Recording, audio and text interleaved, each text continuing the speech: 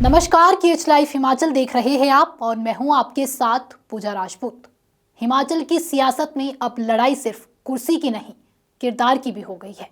एक तरफ विपक्ष कह रहा है कि सत्ता के नशे में सरकार आपदा के पैसों से जश्न मना रही है, तो दूसरी तरफ आरोप ये है कि खुद सरकार के भीतर बैठे बड़े चेहरे विजिलेंस की फाइलें रुकवाने के लिए हाईकमान तक दबाव बना रहे हैं और इशारा सीधे उस खेमे की तरफ जा रहा है जिसके पास सत्ता भी है और सिस्टम पर पकड़ भी। ऐसे में आम लोगों के दिमाग में तो सवाल सीधा खड़ा होता है, गलती कहां हुई है और बचाने की कोशिश कौन कर रहा है। सबसे पहले समझते हैं कि खबर क्या कहती है। डिप्टी सीएम की विधानसभा विभाग से जुड़े एक आवास फ्लैट प्रोजेक्ट के लिए सरकार संबंधित एजेंसी ने लगभग 28 करोड़ रुपए में जमीन खरीदी। स्थानीय लोग और विपक्ष का आरोप है कि यह जमीन ऐसी जगह पर है जहां खड्ड, खाई, ढलान और फिर टेक्निकली कमजोर जोन आता है। मतलब जहां बड़े बड़े फ्लैट बनाना खुद भूगोल और फिर इंजीनियर की रिपोर्ट के हिसाब से सवालों के घेरे में है। यही वजह है कि मीडिया की हेडलाइन सामने आती है, डिप्टी सीएम की विधानसभा में बड़ा घोटाला, करोड़ों में खरीदी खाई खड्ड वाली जमीन, विजिलेंस जांच तेज। खबरों के मुताबिक इस डील पर विजिलेंस ने रिकॉर्ड तलब किए हैं। शुरुआती जांच की प्रक्रिया शुरू हो चुकी है और फाइलों की मूवमेंट तेज हुई है। यानी जमीन की लोकेशन भी सवालों में है, कीमत भी, और अब इस पूरी खरीद के पीछे की नीयत पर भी संदेह खड़ा हो रहा है कि कहीं किसी को फायदा पहुंचाने के लिए मार्केट वैल्यू से ऊपर तो पैसा नहीं दिया गया। अब आते हैं नेता प्रतिपक्ष जयराम ठाकुर की प्रेस कॉन्फ्रेंस पर, जहां से पूरा राजनीतिक तड़का शुरू हुआ। धर्मशाला और कांगड़ा में प्रेस से बातचीत करते हुए जयराम ने सीधे सीधे ये आरोप लगाया। पुलिस महानिदेशक ने एक संवेदनशील मामले में एसआईटी बनाने के आदेश दिए थे, यानी विजिलेंस के जरिए गंभीर जांच की तैयारी। जैसे ही इस जांच की सुगबुगाहट एक वरिष्ठ कांग्रेस नेता मंत्री तक पहुंची, जयराम के मुताबिक उस नेता ने पार्टी हाईकमान से साफ शब्दों में कहा, जांच तत्काल रोको, नहीं तो इसका खामियाजा भुगतना पड़ेगा।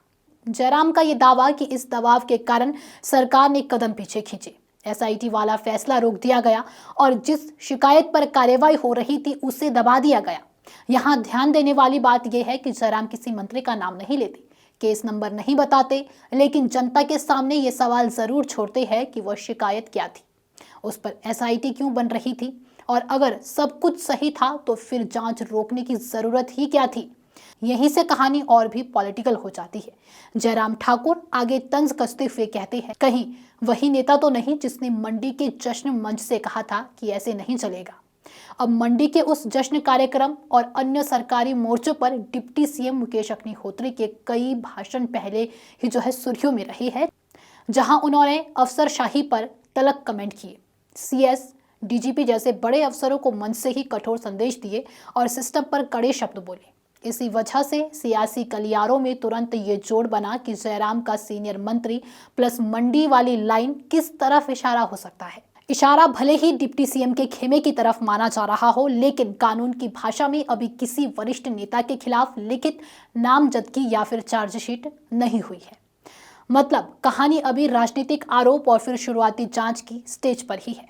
जयराम ठाकुर इस पूरे मामले को अकेले जमीन घोटाले तक सीमित नहीं रख रहे हैं, वो इस एक बड़े नैरेटिव में जोड़ रहे हैं। वो पहले से आरोप लगा रहे हैं कि सुक्खू सरकार ने अपने 3 साल पूरे होने के जश्न, मंडी कार्यक्रम आदि पर जो खर्च किया, उसमें डिजास्टर फंड, आपदा से जुड़े पैसे का इस्तेमाल किया गया है।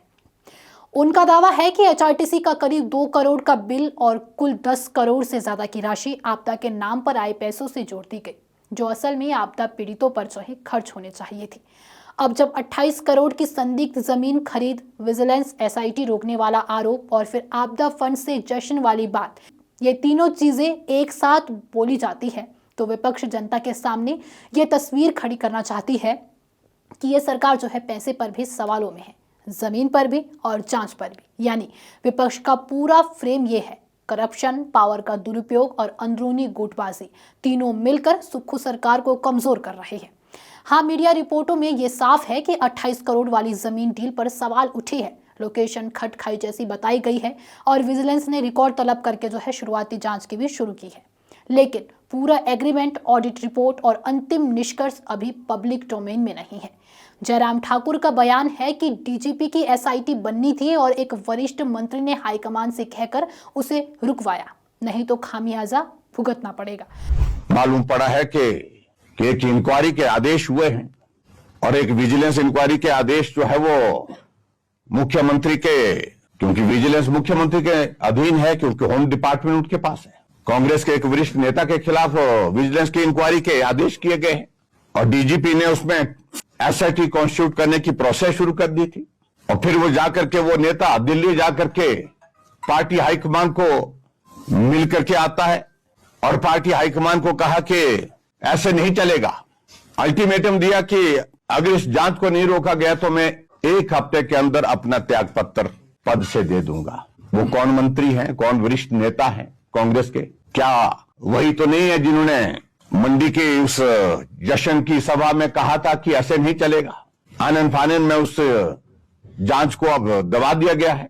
अगर सही मायने में मुख्यमंत्री जी जांच के कोई शिकायत मिली है, जांच के आदेश करना चाहते हैं, वो सार्वजनिक होना चाहिए। प्रदेश की जनता को यह जानना है शिकायत किसने की है, शिकायत में क्या लिखा गया है, शिकायत में मजमून क्या है। उन सारी चीजों को लेकर के प्रदेश की जनता जानना चाहती है। और उस जांच का क्या हुआ, जो जांच रोक दी गई है, क्या वो जांच लाजमी है? इन सारी बातों को लेकर के प्रदेश की जनता जानना चाहती है। और सही मायने में मुझे लगता है कि ये निपटाने का काम शुरू हो गया है और ये निपटाने का काम रात के अंधेरे में नहीं, दिन में भी हो रहा है और कांग्रेस पार्टी के अंदर ही निपटाने का काम चला हुआ है। अभी तक एसआईटी के आदेश और उन्हें वापस लेने की पूरी फाइल जो है जनता के सामने नहीं आई, ना ही किसी मंत्री का नाम आधिकारिक रूप से रखा गया है। राजनीतिक तौर पर लोग ये जोड़ रहे हैं कि डिप्टी सीएम का क्षेत्र, जमीन डील, मंडी वाली लाइन और जयराम का सीनियर मंत्री, ये सब एक ही दिशा दिखाते हैं। लेकिन कानूनी रिकॉर्ड पर अभी ये सिर्फ इशारा है, सीधे नामजद आरोप नहीं। तो कुल मिलाकर तस्वीर ये है, एक तरफ डिप्टी सीएम से जुड़ी जमीन खरीद पर विजिलेंस की शुरुआती जांच चल रही है, तो दूसरी तरफ नेता प्रतिपक्ष आरोप लगा रहे हैं कि कांग्रेस का कोई बड़ा मंत्री अपना प्रभाव इस्तेमाल करके विजिलेंस एसआईटी की फाइलों पर ब्रेक लगवा रहा है। नाम किसी का साफ साफ नहीं लिया गया, फाइलें अभी जनता के सामने नहीं, लेकिन सियासत में शोर इतना है कि 2027 से पहले हिमाचल की राजनीति में जमीन, जांच और जश्न, ये 3 सबसे बड़ा चुनावी मुद्दा बन सकता है। इस पर आप क्या सोचते हैं, हमें कमेंट करके ज़रूर बताएं। अगर आपको ये वीडियो पसंद आई हो तो वीडियो को लाइक कीजिए, शेयर कीजिए और हमारे Facebook page case live Himachal को फॉलो जरूर कीजिए। अगर आप हमारे इस वीडियो को यूट्यूब चैनल के माध्यम से देख रहे हैं तो हमारे यूट्यूब चैनल को भी सब्सक्राइब ज़रूर कीजिए। फिलहाल के लिए बस इतना ही, धन्यवाद।